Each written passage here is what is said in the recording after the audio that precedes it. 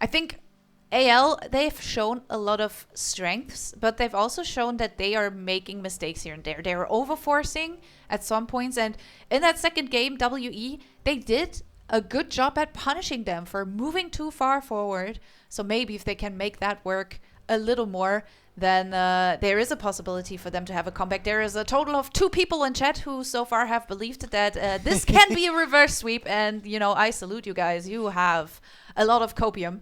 But we can already see AL punishing that AD carry. There is a lot of hate towards Taeyoon here in this draft. They're like, my man, you are not going to play any of these picks, which leaves them with the choice of, you know, Corki, Ziggs, maybe Ashe and F, something like that. But we do get the Gwen first pick, and she is an issue on the side lane in the team fight. She does the work. Yeah, she did get nerfed a couple patches ago for AD, you know, some of her armor and taking a little bit of a hit in her HP. So I wonder what AD matchups that Mr. Flandre is going to take. We still have Jace up and available, which is something that a lot of teams would like to prefer if you are going to be going into the Gwen matchup, especially early on. You can try to bully her. So we're going to be seeing MF taken here for Hope. I feel this has not been their strongest pick, especially if we're talking about giving a player like Hope agency in this game to kind of have that mobility. So we'll see what they're going to be able to do. It looks like already AL are looking for a full court press here and trying to get priority in all of their lanes. You know, if you know me, I'm always happy about an MF pick. It's my main. I feel happy. I feel comfortable with this pick. But I do have to admit, she has been a little weaker lately. She has a huge issue when it comes to positioning. She needs to have great positioning for her ultimate to work out, and she's very dependent on how that setup goes. They do go for the Nidalee, which in my world is a flex pick, you know. Sure. It can go towards top lane, it can go towards jungle. There is possibilities there, but we might finally see the Sins out. Nope, we won't. Wow. We're getting the dog. We're getting a Fury jungle, so a carry jungler again for Monki. I don't know if I like this again. I feel, yes, Nefiri did drop in terms of priority with her damage to monsters a little bit lessened on the last patch on 2510, but you don't have a ton of setup here for Nefiri. And yes, there are some lower mobility members here from AL that can get hunted down. The Xin Zhao lock-in looks like it is going to be that Nidalee in the top side. So in the same way that we were talking about Jace, looks like AD Nidalee might be on the cards here for anyone's legend. As we get into the back end of this draft, I am looking at engaged supports, a lot of them off the table. Nautilus in particular and Rakan are going to be 2 champions that I'm looking for from these 2 teams. Yeah, definitely. Again, I think especially for the MF, you need some setup for that ultimate to go in. I think Xin Zhao can give you that to some extent, but it's really nice to have some clear lockdown in order for your ultimate to hopefully not miss. I feel like she's very, very dependent on that. On the other side as well, you want to have some hard engage, I would say. You do have some tools with the Orianna, but that shouldn't be like your main engaged tool in my opinion. And they also need a bit of a front line here for the side of AL. So definitely looking at maybe a little bit of a frontline-ier champion pick here for the support position, as Galio and Senna are both being deleted from this draft. Okay. Rakan, the next one to follow, which only leaves you so many options open. And it possibly means that they have to dig a little deeper into their respective champion pools here when it comes to the support position. Ooh, Silas next. So thinking about mages that are still up and available, they could go for something like the Aurora that is still up and available. Akali could be something that they, or Akali is banned. No, Akali and Aurora are banned. I'm a noob. My bad. Probably just going to be this Victor then. But this does mean that in terms of engage, I feel like AL are a little squishy here. The Xin Zhao is great for being able to provide that invulnerability, but I think when I look at this team, I'm having Gwen, I'm having Orianna, not many ways to interact. We are getting Shanks on LeBlanc. First time this split, first time this year that we've seen it from him. So I'm going to go check his all-time record, but all right. I was getting really excited for that quick little Diana hover because I was like, oh my god, yes, she got buffed. Maybe put Diana in there, but it's not going to happen. We do get the Ashe Braum bot lane for WE.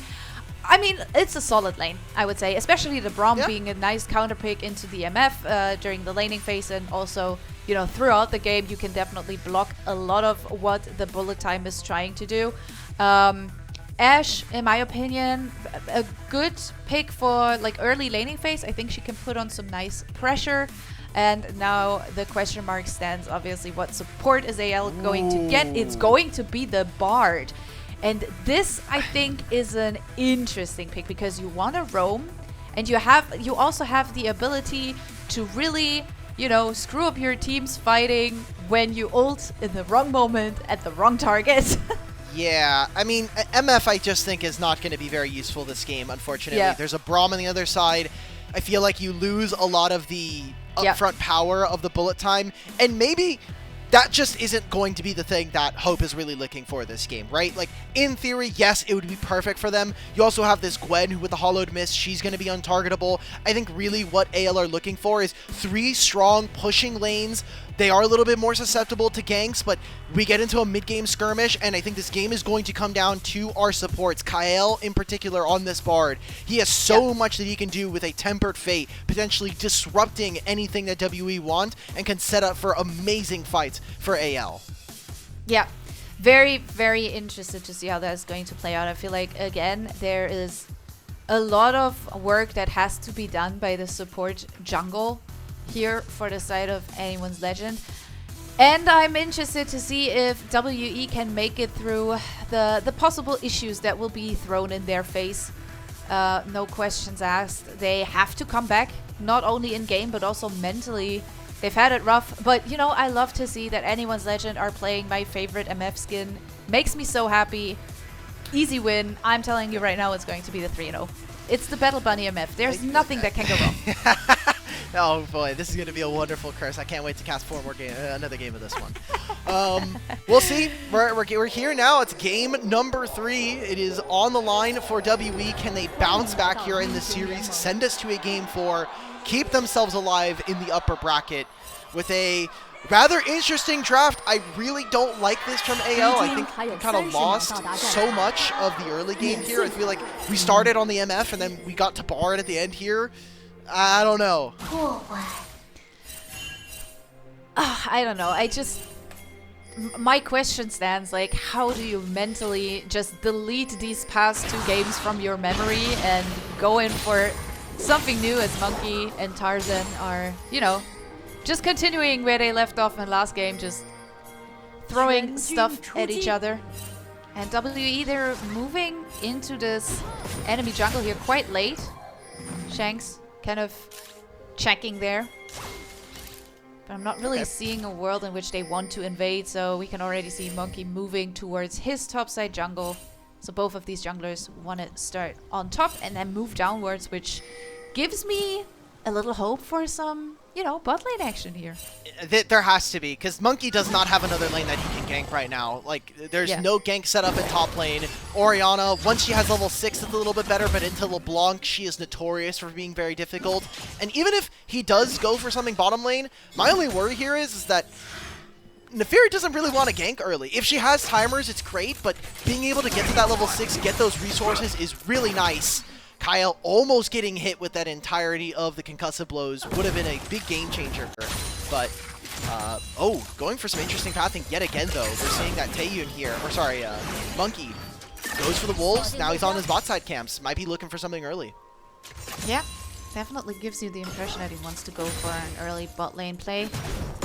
Putting some pressure there. And it makes sense. I think you can easily punish DMF here. Let's be realistic, even though I love the champ.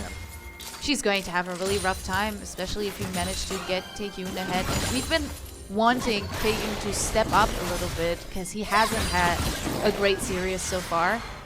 Maybe if Monki can put in the work, there is a possibility. But we can see Tarzan reading this very, very well, going for the topside invade. But that's immediately matched here by Monki, moving into the bot side jungle. They have bot priority. This makes sense. It's Ashe, Braum, Kael, and Hope are really just going to be sitting there to try to farm a little bit. They just have a lot more combat power from the side of Team W with this bot duo, so getting good camps, being able to steal. I wonder how many more we'll see from Monki be able to take, because Tarzan feels very empowered to just take the blue and the Gromp at the same time. There'll be no wolves. Monki does come out of this a little bit ahead because he will have access to the Gromp as well, so a lot of experience going over to the Naafiri early. I wonder if we're going to see a bit of a slower game, possibly. I always feel like when teams are on the verge of being not eliminated, but in this case being pushed to the lower bracket, right? They want to be very aware of not making a lot of mistakes early on. They don't want to be put in a bad position, as Karis kind of tries to prove me wrong here. I'm not sure. But you know, sometimes I feel like these game 3s, when it is a match point, turn out to be a little bit slower. You know, we're already doing really well because there was no random first blood before the mini wave spawned. I don't expect that's going to be the case, though, when you look at what these lanes are. Like, we have a LeBlanc in the game, there's a Misfortune, there's a Nidalee top lane. Like, these solo lanes from AL were built to smash early and try to get an advantage, and we're starting to see that creep in a little bit here.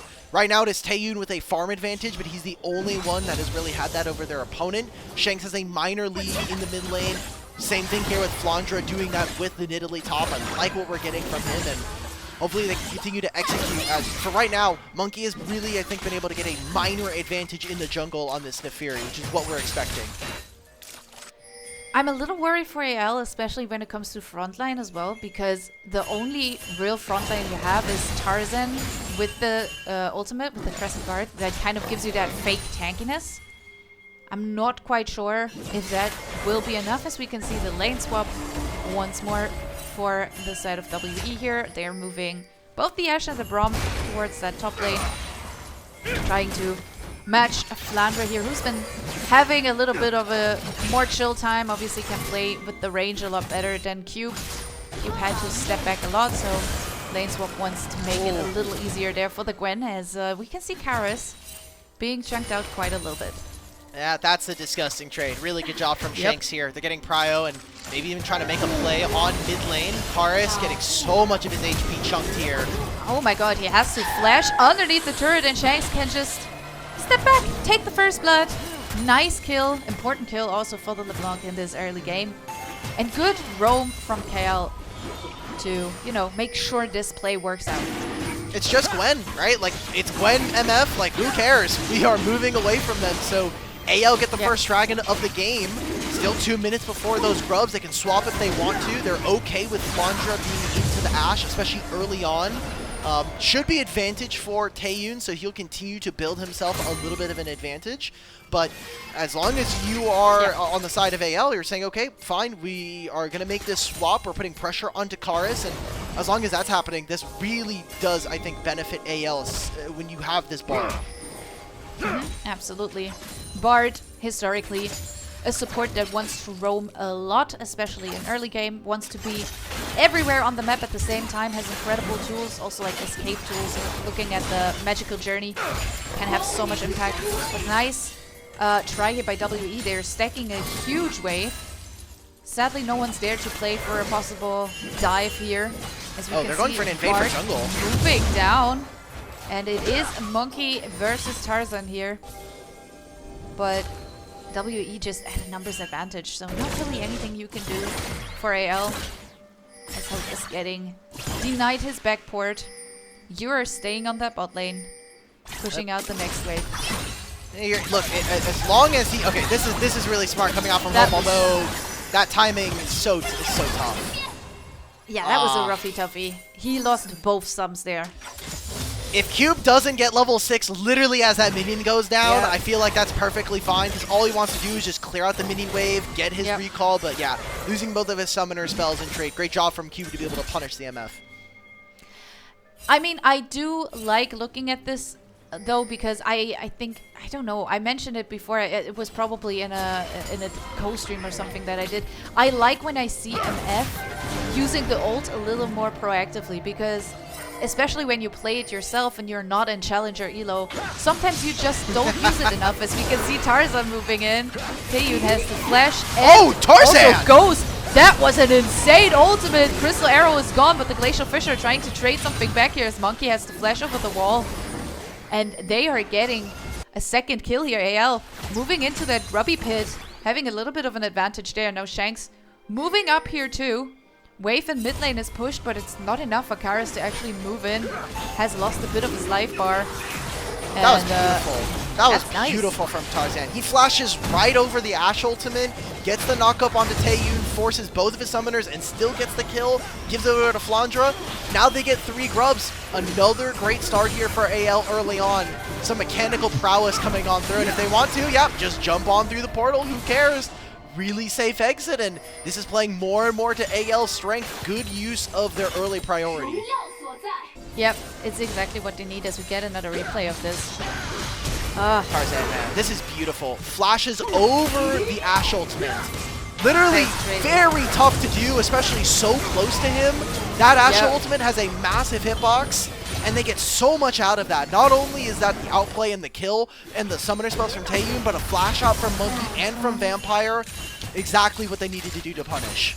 Sometimes I'm watching pro play and I'm like, how do their brains function so much better than mine? Like, I wouldn't even think of doing that, you know? I would flash to the side because, you know, flashing in a straight line usually is a really bad idea. But in this case, man, that was just beautiful. Crazy. The Prime League mind cannot understand the hell no! LPL gaming. The Prime League mind does not understand shit, to be honest. Like, I'm sorry, but what even is Prime League? I can never go back after this. Yep. That's crazy. Well, right now, Kael is doing a bit of a deep ward trip, maybe making a play onto this top side. Not a lot of damage down onto Karis at the time being, so probably going to be looking for a play in a minute's time with Dragon spawning on that timer. Really looking for what we can see from AL, how they can keep up this early game snowball, because there's only 1,400 gold at the moment, and even if WE can be a little bit stronger on 1 or 2 items, we are really trying to see how much more they can squeeze from these really strong lane matchups that AL have drafted for.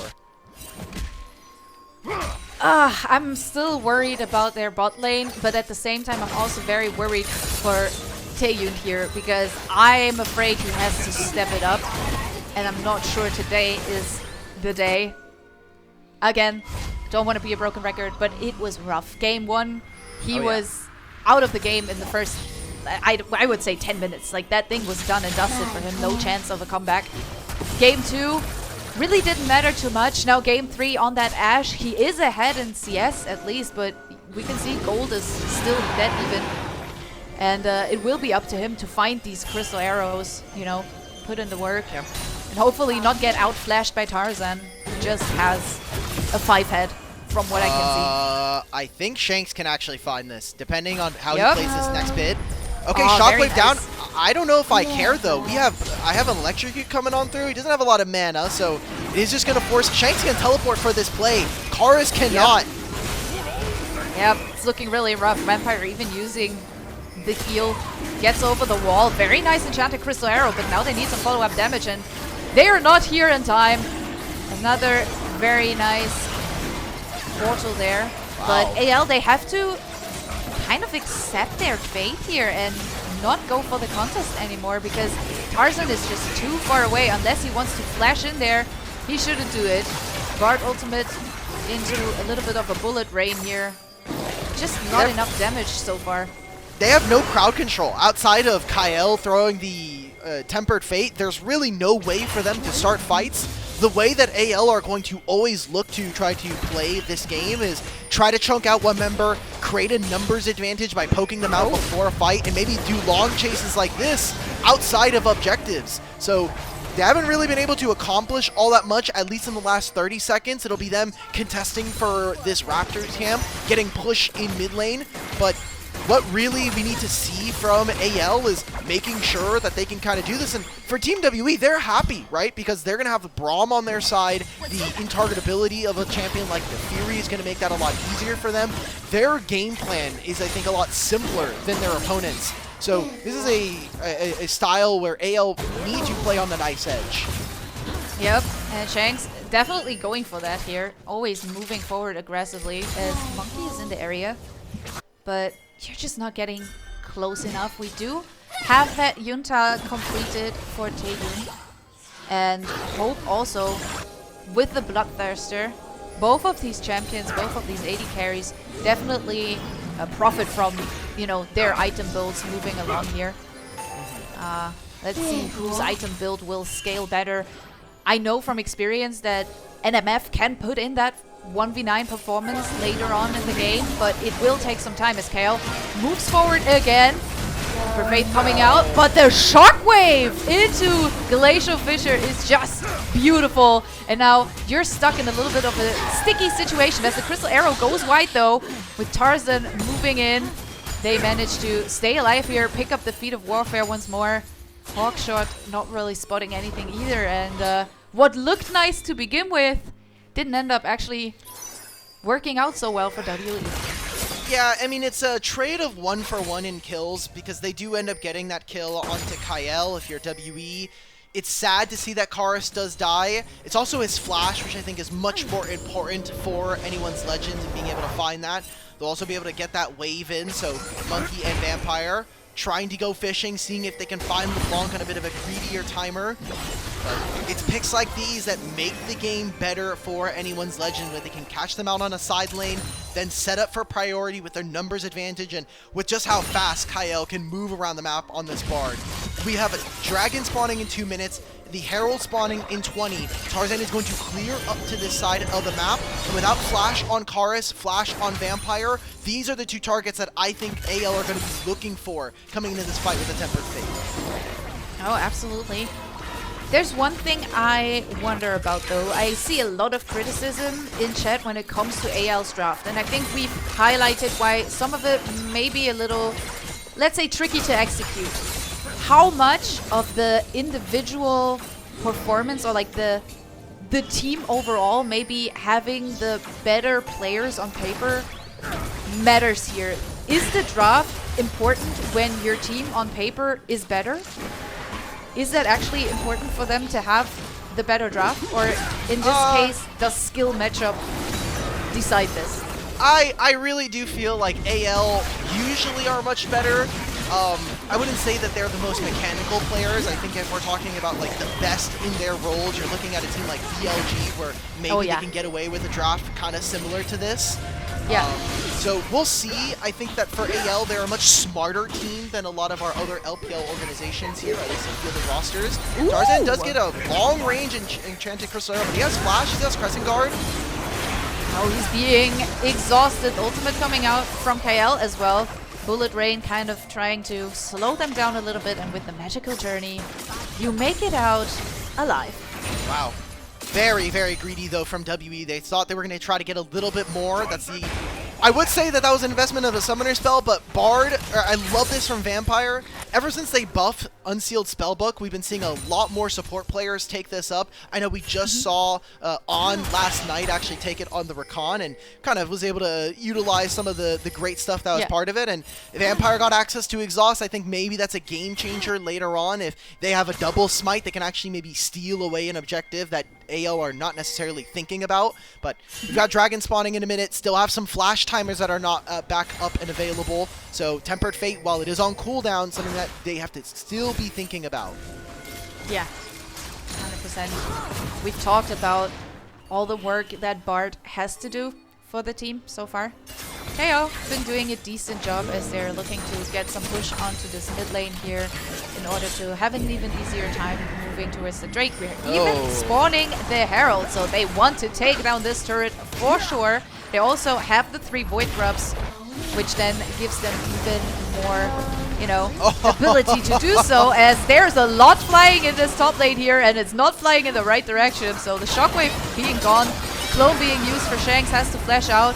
Ultimate from the Bard coming in as they're stuck in a bit of a tricky position here. Bullet time now trying to do some work, but the Bard shield, the Braum shield rather, coming out right away as the cleanse from Hope has been used. Now they have to find a re-engage over the wall. Flandre moving in as well, and in the end it's Hope picking up the kill, and I have no clue how they saved that situation. Wow. The good news for WE is they managed to pick up the first turret, their first turret in top lane.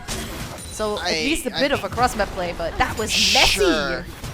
Yeah, I just, AL, they get to play with so much abandon. I just, again, the tempered fate from Kael. We put so much priority onto whether or not this Bard was going to be effective this game, and so far, it is feeling like Kael is delivering. He has been one of the most flexible supports, and ever since coming over from the LCK in 2024 to join this AL roster, he has, I think, looked better and better, especially as one of the few players that only can really speak Korean on this team.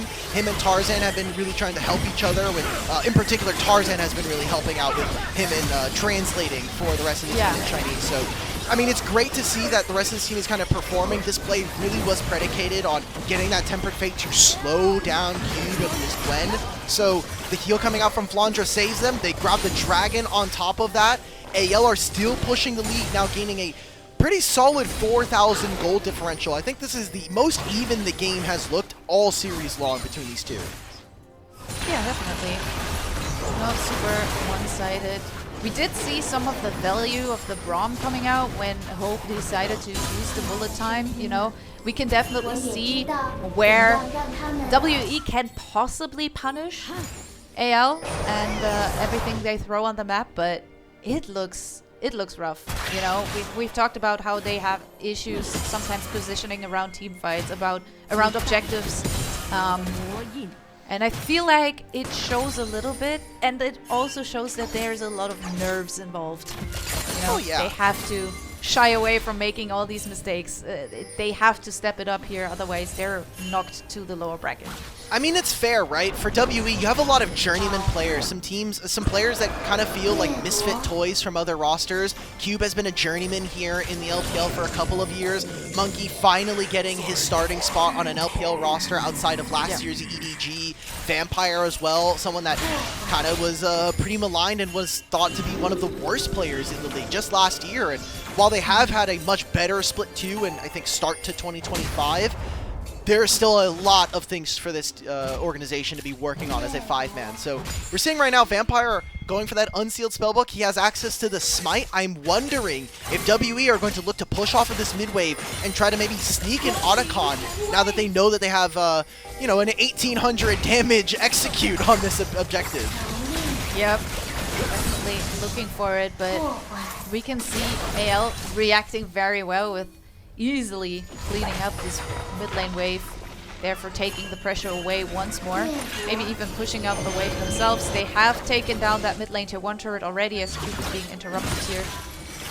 And it's very hard for WE to find their timings, you know, to freely move on the map. The push has been very one-sided for the past few minutes. It's tough. There's not much else to do right now. At WE, they do have some angles of being able to attack, but I think right now what they're looking for is just finish a couple of items. Karis going for Rabadon second, which I don't know if I necessarily agree with that, but again, mage items were changed 2 patches ago, so you know, I can see it. Monki just finished his Black Cleaver. Taeyoon's going to be finishing a second item, so taking a minute to break, let's get our items, let's play on our second item power spikes, and let's see if we can get back into this game. The 4,000 gold lead that AL has held for the last few moments. That's the good news. You know, the gold lead hasn't grown any further. They kind of just have to hold on. Hawkshot coming out.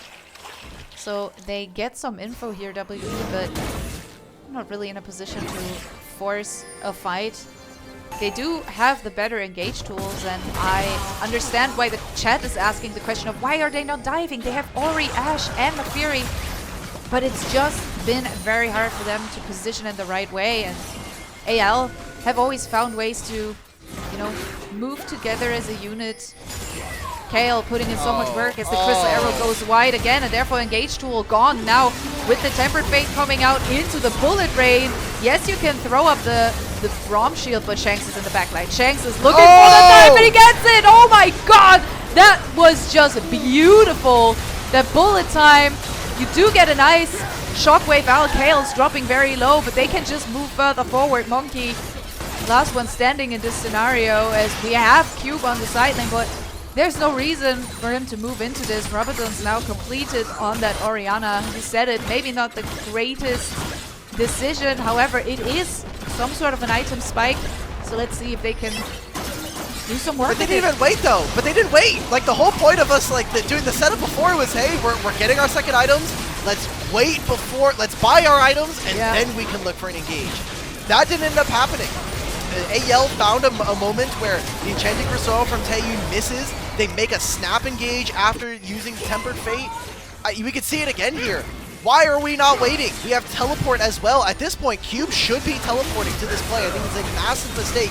Maybe recognizing that this is just in general should not be a fight that WE are taking, but at this point, you have to go all in. Everybody gets blown up by Shanks. Kael's able to follow up even sooner, and they're just getting summoner spell after summoner spell. Taeyoon gets taken down. Karis gets taken down, and only after they both go gray screen do they finish their Runons and their Rabadon's death cap. They'll get a dragon while we were in the replay. We saw it in the picture-in-picture, but AL are continuing their domination here in this game and are looking to finish out this series with a clean 3-0. And it's interesting, again, to wonder, okay, so they got a Drake, but what did they lose? Both of the side lanes are being answered here. Tempered Phase comes out once more. It only hits Karis, can move away, at least for the moment. Another nice jump coming out from Shanks here, but they also used a lot of abilities. They have to be a bit careful not to step too far forward as they are looking to contest their own jungle, and now we're going in again. TPs are coming out as Tarzan has to use the Crescent Guard. Very nice way from the Braum trying to save his team, but there is just not enough damage. The needlework trying to do some work. Can they get some more? It's important, but it's already the double kill, the triple kill for Hope though. Cleans up the fight once more. Another ace, and they are looking to push for these next few turrets. 3 grubs, demolish proc as well. I mean, Flandre has a lot of HP. This is that AD Nidalee that we saw. Well, look, 25 minutes in, we really wanted to do a check-in as to where these lane matchups have gone. AL are smashing in every single department right now.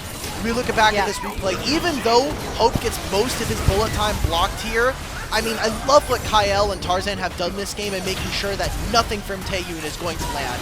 Great job from Shanks to be able to kind of zone them out, and even with the soloings of WE, putting in some work in this fight, I feel like it's just too far gone at this time. The game is already over, and they're kind of their golden hour in this game number 3 has passed them by.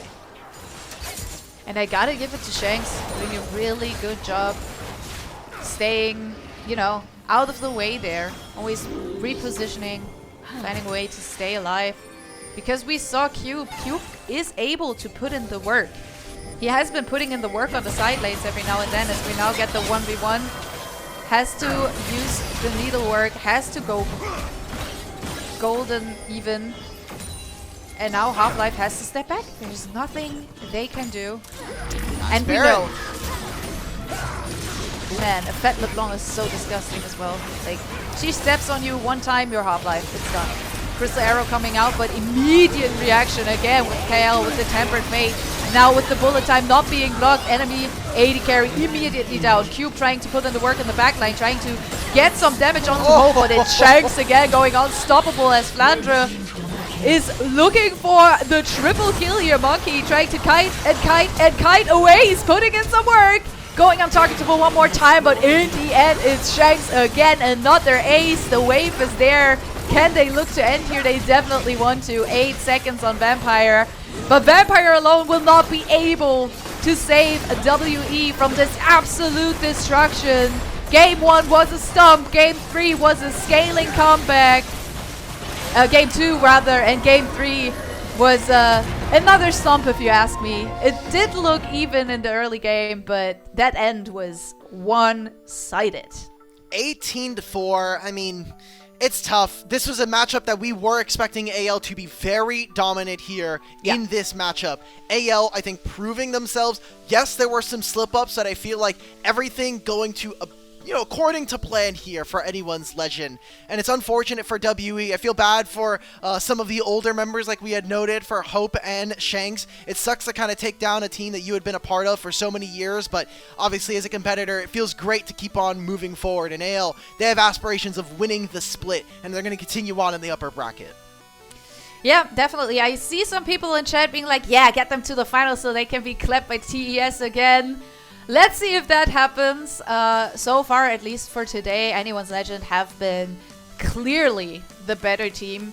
They have had it in their hands almost at all times. Yes, game 2, early game, kind of slipped away for them, but they did in the end manage to outscale, take the time they needed. For WE, it's a little bit of a back to the drawing board type of thing.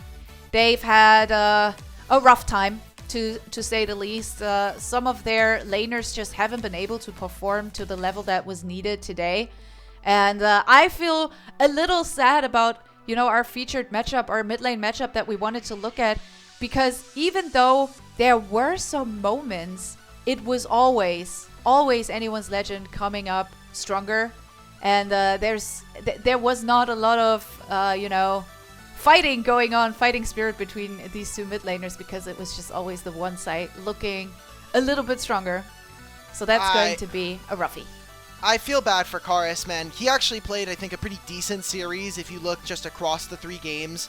There's not a ton of sample size there, unfortunately, but this was a series where we came in expecting that Taeyoon should be able to hold his own up against Hope and Kael. That ended up not being the case. Hope and Kael really got the better of them, and I feel like that really neutered some of the firepower of this Team WE roster. It's unfortunate, especially as someone who...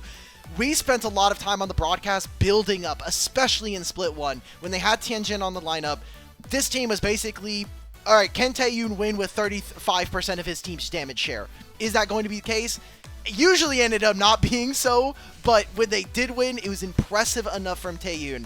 This time around here in playoffs, does not end up being the case. They will have another chance here. They go down in the lower bracket. They're going to be facing off against the loser of JDG and Weibo, and that'll be on the 5th, so they'll have 4 days to prepare and kind of bounce back here. And they really have to, they are a little bit of that against all odds type of team, trying to force their way back, always trying to develop, looking forward. But today was a no-show, in my opinion. I know I'm an AL fan, maybe I'm a little bit biased here, but there's just... There were moments of hope in game 2. That early game was really strong, but you need to learn to discipline yourself in order to manage to actually end the game. You need to end the game. And they weren't able to do that. But overall, very, very strong series from Anyone's Legend. I think there are still a lot of people doubting them, especially because of their losses when it matters. It's been a roughie for them. But I feel like, look at that dominance. If they manage to, throw out a game like that against some of the stronger opponents, I do believe Anyone's Legend have what it takes.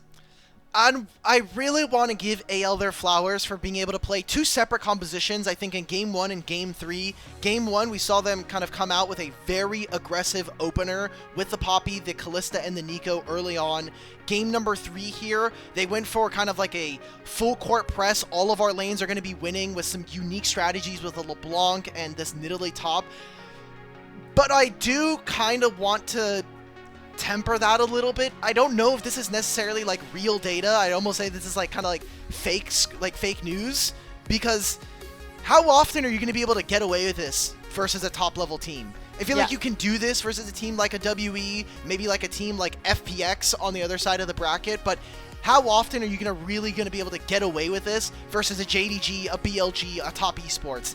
I don't know how realistic, some of the expectations from this series are. So again, we were looking at the series to be very dominant. This felt like a leg up and a momentum boost for AL as they move on to the upper semifinals. I want to see in their matchup, when we see them in that matchup between JDG or Weibo, are they going to be showing us something like this? Are they going to continue this style? And if they are, how successful are they going to be? Because if we never see this again, then this is really just like we did it because, we know we can beat these guys. Yeah, for sure. Makes sense. They have a lot to prove. I'll say it again. They were strong in the Demacia Cup. Against all odds, they made it through. Then they went into that first split, kind of cracked under the pressure of the finals a little bit, and then now here we are. They need to step it up against these top teams, but at least for today, they've played out of their minds. They did a really good job. I will never forget that flash over the Ash arrow. That was insane. As we again see some of the work being done here in that one deciding last team fight to actually end the game. just very nicely played together as a team, which obviously leaves the question, who is the player of the game here? Because I feel like it was a good game effort from the entire team again. I really want to hope, I kind of hope that Mr. Shanks is able to do it. I feel like the back end of this game was him, but maybe it's Kael. We put a lot of pressure onto Kael to really perform here on the Bard, and he came to play here. Yeah. Showing off some individual things. I'm glad that we get a Bard game from Kael. I think that that's pretty interesting. Just, I am very confused because this was not the style that we came into tonight thinking that AO was going to pull off. I still am unsure as to whether or not this was any kind of real data that we can kind of take away. And I'm kind of just thinking, like, for WE, that felt like a series from hell almost. Like, everything possible that went wrong did happen in this series. Yeah. Yeah, definitely one to forget. It's actually Tarzan being the player of the game here. To be honest, I mean, he did have a decent game. He did find some nice angles, but for me, maybe it's more of the, you know, who set up the plays rather than who picked up the kills. For me, a little bit of a question mark. I think we both agree there were other players who would have deserved it just as much. But as an AL fan, this was a banger series. I loved every second of it. I'm very happy with the outcome. I do understand, however, that there is a lot to improve. There's a lot to work on for them. We did have a great time. It was a short one, but I'm very excited that I was able to come back for this. So thank you guys for inviting me again. Of course. But there is another banger coming up because we will have JDG facing off against Weibo. And I think that one promises some spice as well. So let's see. Don't jinx it for us, please, Mila.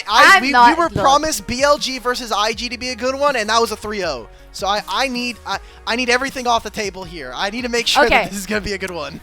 Maybe I'm just going to jinx it in a different direction by saying it's going to be the most boring series ever. It's going to be horrible. You'll fall asleep watching it. It's going to be so bad. Well, anyways, before I'm taking more advantage of my jinx powers here, I will sign off for today. Thank you guys so much for having me. We're going to a short break before the other guys are coming back with the next series. Thank you so much, and stay tuned for more action on the LPL.